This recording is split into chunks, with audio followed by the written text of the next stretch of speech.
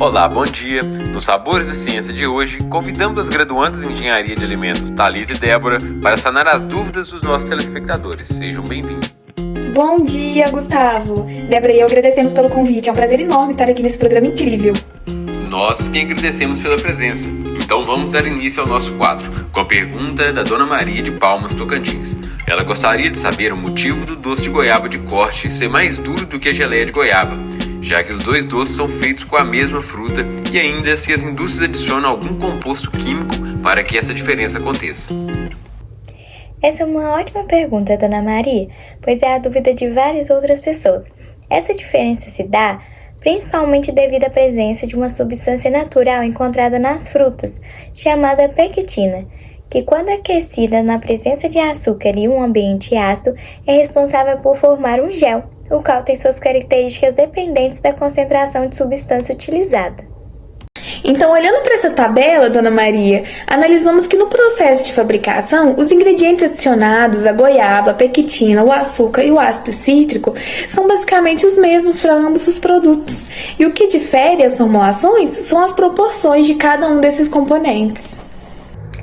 Além disso, podemos ver que as etapas de processamento também se assemelham em grande parte. Porém, na etapa de cozimento, a geleia permanece por menos tempo, pois precisa evaporar menor volume de água, enquanto o doce de corte tem um tempo de cozimento mais elevado, pois necessita evaporar mais água, de modo a concentrar mais os teores de ingredientes sólidos. Interessante, essa pectina parece realmente bastante relevante para o processamento desses produtos. E deve ser utilizado algum tipo específico de pectina para que isso dê certo? Isso mesmo! O tipo de pectina utilizado é crucial para atingir a textura desejada na fabricação de geleias e doces de cortes. Geralmente, se utiliza uma pectina de alta metoxilação, HM, porque ela é capaz de formar géis na presença de altos níveis de açúcares e em um meio ácido, um pH entre 2 e 3,5. Esse tipo de pectina é ideal para produtos como geleia, onde uma textura mais suave é desejada, e também para doce de corte, onde uma textura mais firme pode ser alcançada ajustando a concentração de açúcar e o tempo de cozimento. Nós também temos a pectina de baixa metoxilação, LM, não é mesmo, Thalita? Que funciona de maneira diferente da pectina de alta metoxilação, HM. As LM formam géis na presença de íons cálcio, em vez de exigir altos teores de açúcar e acidez. Esse tipo de pectina ele é mais utilizado em produtos com baixo teor de açúcar ou alimentos onde se deseja uma textura específica sem depender tanto do açúcar. Mas por que existe essa diferença? Tem algo a ver com a estrutura molecular dessas pectinas? Estruturalmente, as duas são bem parecidas, pois ambas são formadas por grupos de ácido galacturônico representados por essas retas, mas o que determina se a pectina será de alta ou baixa metoxilação é a quantidade de radicais metiladas que estão representados pelos círculos. O grupo metila é o CH3-.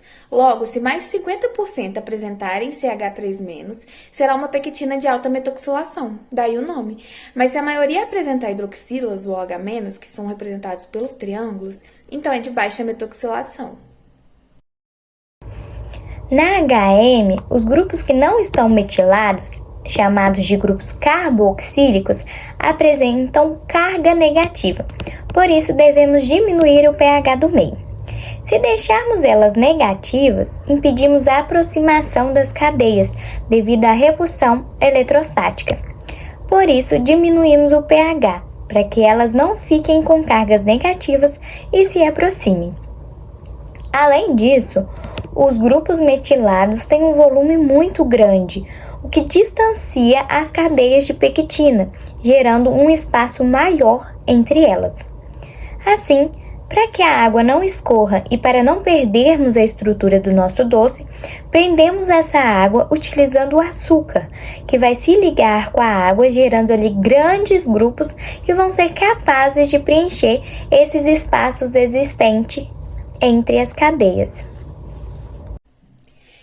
Já a pectina LM, como tem poucos grupos metilados, terá em sua maioria aquele grupo carboxílico, que tem carga negativa, mas aqui a estratégia para aproximar as cadeias é outra. Nesse caso, o pH é aumentado para que haja maior quantidade de cargas negativas. Parece loucura, né? Já que a gente acabou de falar o contrário para outro tipo de pectina. Mas isso é necessário porque nesta vamos utilizar íons de cálcio, que são esses círculos coloridos com cargas, que apresentam duas cargas positivas, onde uma irá se ligar a uma carga negativa de uma cadeia de pectina e a outra com a carga de outra cadeia, fazendo um papel de ponte, deixando-as bem próximas, formando assim essas estruturas parecidas com caixas de ovos. Que explicações esclarecedoras, meninas. Quer dizer então que essas interações e características que não podemos enxergar a olho nu são mais relevantes do que podemos imaginar, não é mesmo? Confesso que essa também era uma dúvida minha, Dona Maria. Nós, dos Sabores da Ciência, agradecemos pelo seu contato e esperamos que essas explicações tenham esclarecido as suas dúvidas. Muito obrigado, meninas. Foi um prazer recebê-las em nosso programa. Por hoje é isso. Finalizamos o programa refletindo sobre a importância de entender como os componentes microestruturais dos alimentos atuam para originar alimentos com características diferentes. Agradecemos por sua audiência e até mais.